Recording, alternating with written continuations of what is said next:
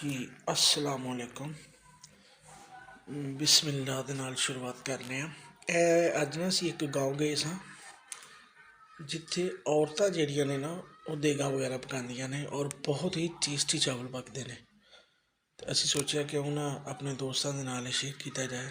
ਅੱਛਾ ਜੀ, ਇਹਦੀ 2 ਕਿਲੋ ਪਿਆਜ਼ ਲੈ ਲੈਣਾ, 12 किलो चावल की रेसिपी है। ठीक है, 2 किलो इन्हें प्याज पाया और 3 किलो घी इन्हें पाया। ठीक है, घी किसी भी ब्रांड का लै सकते हो तुसी। प्याज नूं ये बहुत अच्छे तरीके नाल ब्राउन करते हैं।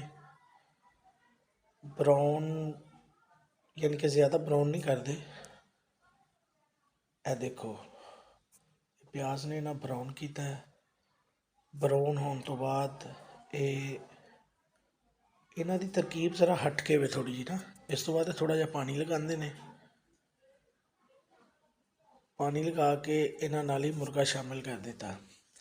वीडियो जरा कट शाट की है कि दोस्त जिहड़े ने वो बोर ना होण ते घर दे विच भी तुसीं इहनूं पका सकदे हो और बहुत ही टेस्टी और बहुत ही लजीजा चावल बनते ने।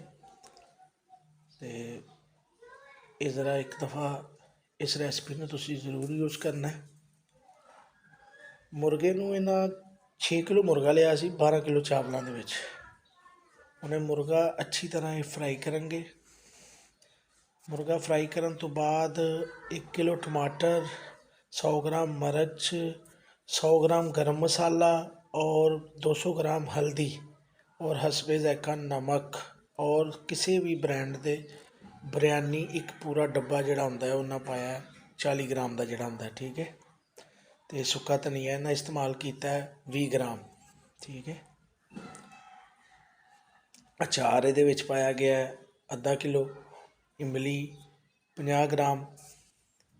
ये चीज़ां सब मिक्स करके अदरक और लसन का पेस्ट भी 100 ग्राम जे इहदे विच। इन्हां नूं तुसीं इस तरह ही थोड़ा जिहा मुर्गे नूं भुन के ते नाले ही मसाला जिहड़ा विच अटैच कर देना। अटैच करके हल्का जिहा नूं पानी लगाना है।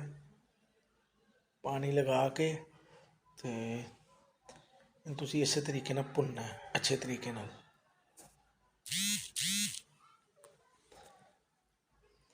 ये देखो जिस तरीके नाल भुनाई करते हैं पे।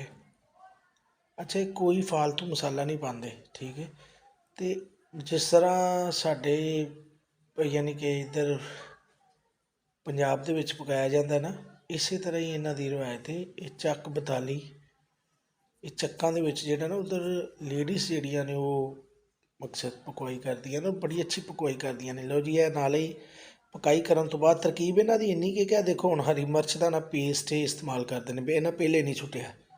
ठीक है, जबकि साढ़े इधर सारा कुछ मिक्स ही सुट देंगे ने। ये हरी मिर्च का पेस्ट जिहड़ा इन्हें 200 ग्राम यूज़ किया। ठीक है, इन्हों इन्हें पेस्ट बना लिया सी।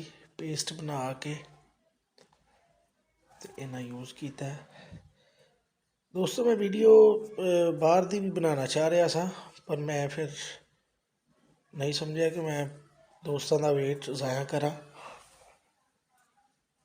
ठीक है नहीं, हम तो दिखाना चाह रहा था इत्थे दे दरबार वगैरह जां दे चक्कां दे विच पुराने पुराने मंजर बड़े बड़े अच्छे होंदे ने। और ये देखो इसी तरह ही मसाला ये भुनते जा रहे हैं। ठीक है,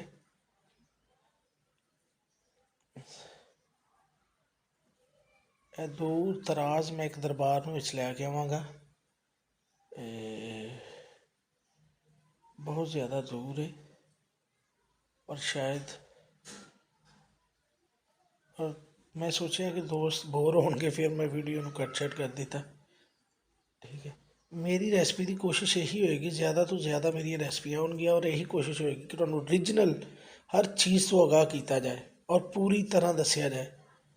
ठीक है, मेरी छोटी जी रिक्वेस्ट है, लाइक और सबसक्राइब भी करना ताकि मेरी अगली वीडियो जी तुहाडे तक आ सके। ठीक है, लो जी इस तरह देख रहे हो, भुनाई कर देने। भुनाई करने तो बाद अच्छा ਇਹਨਾਂ ਪਾਣੀ 12 ਕਿਲੋ ਚੌਲਾਂ ਦਾ ਨਾਪਿਆ ਨਹੀਂ ਹੈ, ਠੀਕ ਹੈ। ਇਹਨਾਂ ਅੰਦਾਜ਼ੇ ਨਾਲ ਹੀ ਇੱਧਰ ਦੀਆਂ ਜਿਹੜੀਆਂ ਖਵਾਤੀਨ ਨੇ ਉਹ ਪਾਣੀ ਲਾਉਂਦੀਆਂ ਨੇ, ਠੀਕ ਹੈ। ਅੰਦਾਜ਼ੇ ਦੇ ਨਾਲ ਹੀ ਇਹਨਾਂ ਪਾਣੀ ਲਾਇਆ। ਔਰ ਇਹ ਇਹਨਾਂ ਦੀ ਟ੍ਰਿਕ ਜੀ ਕਿ ਇਹ ਪਾਣੀ ਦੇ ਵਿੱਚ ਨੂੰ ਕਾਲੀ ਮਿਰਚ ਅਤੇ ਹਲਕਾ ਜਿਹਾ ਜ਼ੀਰਾ ਪੀ ਕੇ ਅਤੇ ਸੁੱਟਦੇ ਨੇ। ਉਸ ਤੋਂ ਬਾਅਦ ਨਾਲ ਚਾਵਲ ਪਾ ਦਿੰਦੇ ਨੇ, ਠੀਕ ਹੈ।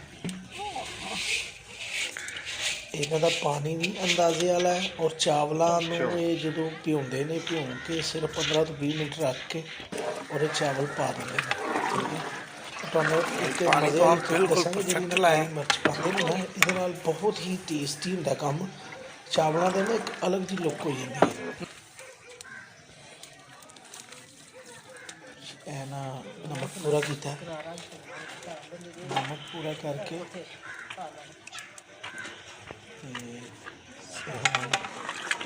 ਚਾਵਲ ਜਿਹੜੇ ਨੇ ਉਹ ਉਬਾਲੇ ਜਾਣਗੇ।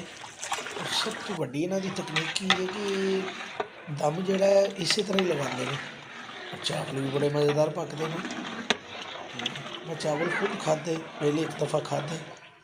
ਗੱਲ ਕੀਤੀ ਸੀ ਨਾ ਕਿ ਧੋਖੇ ਨਾ ਕੋਈ ਟੋਕਨ ਨਾਲ ਜਿੰਨੇ ਬੰਦੇ ਹੋਣਗੇ ਨਾ ਦੋਸਤਾਂ ਨਾਲ ਸ਼ੇਅਰ ਕੀਤੀ ਜਾਏ।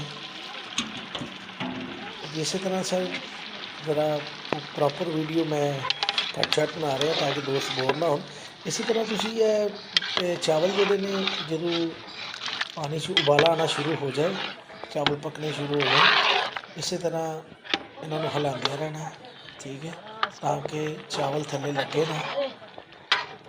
ਚਾਵਲਾਂ ਦੀ ਤੁਸੀਂ ਲੁੱਕ ਦੇਖਣਾ, ਚਾਵਲਾਂ ਦੀ ਲੰਬਾਈ ਦੇਖਣਾ। ਔਰ ਸਿੰਪਲੀ ਤਰੀਕਾ ਬਹੁਤ ਹੀ ਟੇਸਟੀ ਕੰਮ ਹੈ। ਥੋੜ੍ਹਾ ਜਿਹਾ ਲੇਟ ਸਾਂ ਦੋਸਤੋ, ਇਸ ਵਜ੍ਹਾ ਤੋਂ ਚੀਜ਼ਾਂ ਜਿਹੜੀਆਂ ਨਾ ਕੱਟੀਆਂ ਵਗੈਰਾ ਸਨ, ਜਿਹੜੀ ਤੁਹਾਨੂੰ ਮੈਂ ਮੈਂਸ਼ਨ ਕਰਾਈ ਉਹੀ ਹੈ।